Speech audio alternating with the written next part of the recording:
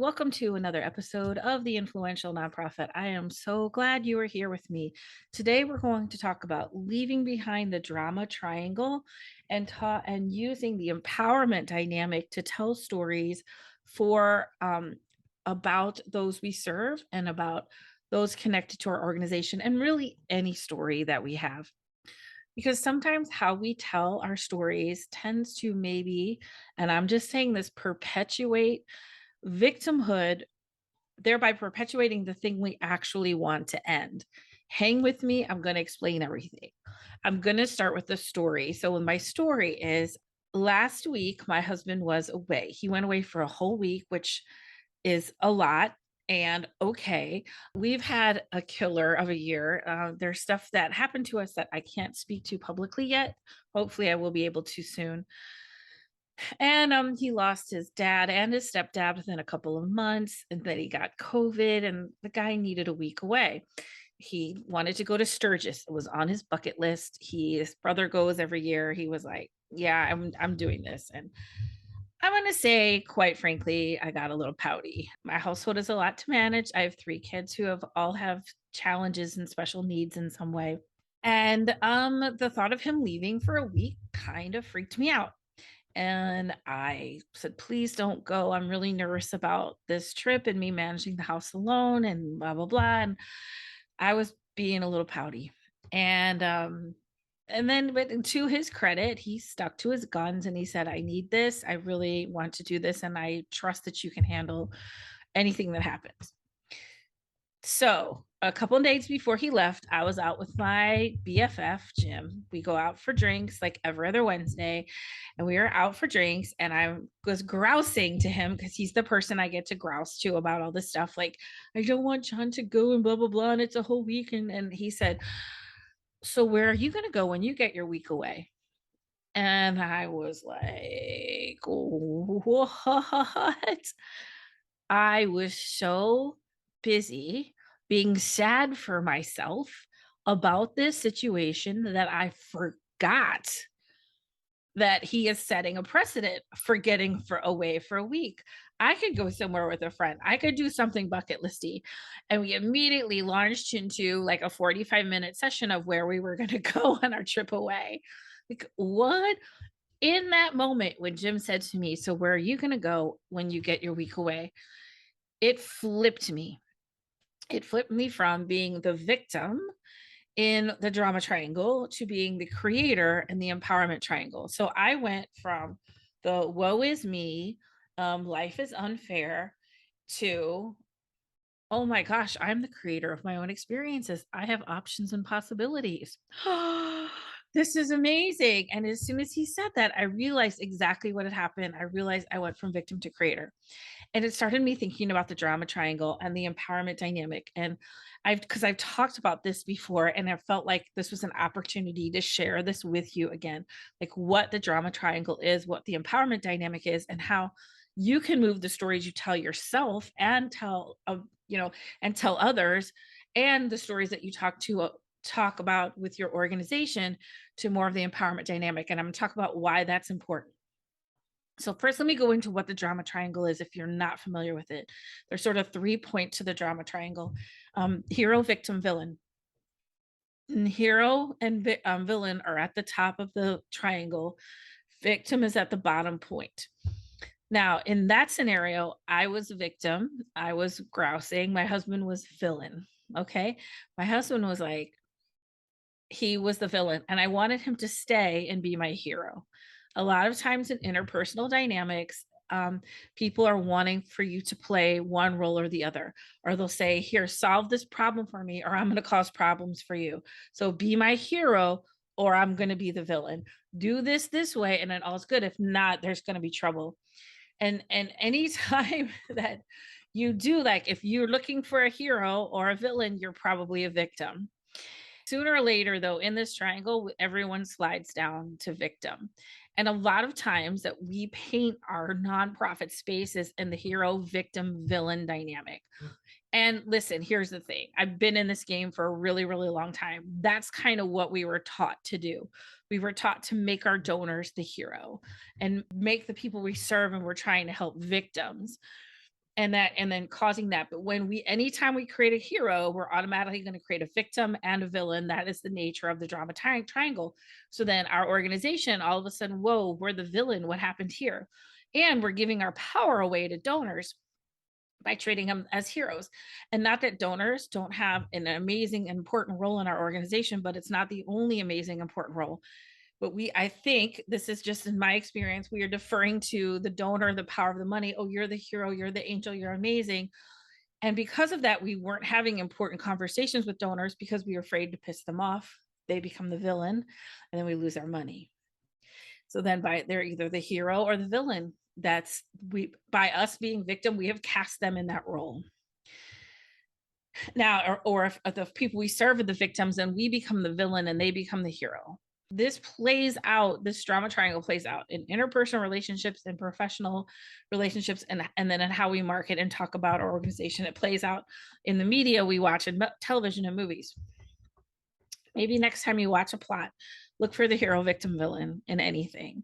What it does, I feel like, in the long run, is it keeps us from having important conversations with our donors, and it keeps us trapped in a mindset that we need to paint our donors as heroes, and thereby not having the important conversations, that the courageous conversations that we should have with them, in order to have a bolder, bigger vision, in order to look and examine at some of the systemic problems that underlying our issues, the issues that we face. So we can't talk about our unhoused brothers and sisters without talking about, economic disparity and racial disparity. That's this. We're really missing a conversation. But if we're afraid to talk to rich white people about economic and racial disparity because we think they won't give us money, we're painting them as heroes, and then we paint ourselves as villains for having that conversation, and then we keep the people that we serve trapped in victimhood. And in victimhood, then we it's hard to see the possibilities. It's hard to see the gifts that you have, because like I had the other day, I was too busy grousing about being home alone for managing my household for a week. It's really important to look at this dynamic, because with the rise of community centric fundraising, with the rise of diversity, equity, inclusion in their nonprofit space, we're looking at how can we then tell a more accurate story about who we truly are and what we want in this world, so that we can have better conversations. We can have more meaningful, deeper conversations around the issues, not just the superficial issues, but the issues that really matter and are really going to move the needle. And the way to do that is with the empowerment dynamic. Now, I want to give credit to this. So the drama triangle comes from Stephen Cartman. The empowerment dynamic is from David Emerald. I like to quote my sources. I've worked with the drama triangle for a really, really long time. And the empowerment triangles, and or the empowerment dynamic. So how's the empowerment dynamic different? Let me share with you. So instead of victim, you're creator. Instead of hero, you're coach. And instead of villain, you're challenger. So in the moment, Jim looked at me and said, "So what are you going to do when you get a week away?" He became my challenger. He said he's challenging me to create a better experience for myself. And I was like, oh my gosh, that is that. And in that moment, I became creator, and the whole dynamic shifted because he called me, he challenged me into something better. Then a coach is a person that kind of cheers you on. Like the coach is like, yeah, you got this. Let's go. So instead of a hero, let me come in and solve your problems. A coach is like, hey, I'm right by your side, cheering you on, giving you guidance when needed to solve your problems. So if you look at this from that perspective of, now my husband is like coach. Like when I came home and I told him this, he's like, yes, absolutely. And then he was like, I'm happy to support you in that. And he said, just don't go anywhere. I would be jealous of you going. Like, yeah, we'll see. So, but in that moment, I switched from victim to creator, and all of a sudden the possibilities emerged. All of a sudden, going into this week that I was really, not kind of being, I was the youngest. I know how to pout my way out of into things, and get out of things by pouting. It's a great gift I have, and it didn't work. I'm glad it didn't work. I got to see possibilities. I got to see the situation in a whole new light, and I realized at that moment I had moved to the empowerment dynamic.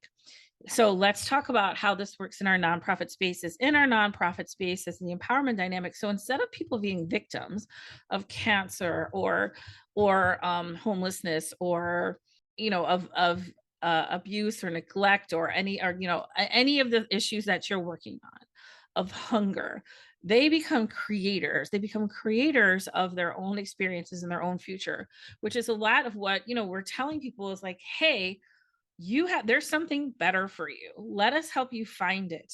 Let us help you find it. And so the donor then becomes a coach. The donor says, I'm no hero, but I can sure give you guidance in the form of assets and investment and maybe some wisdom.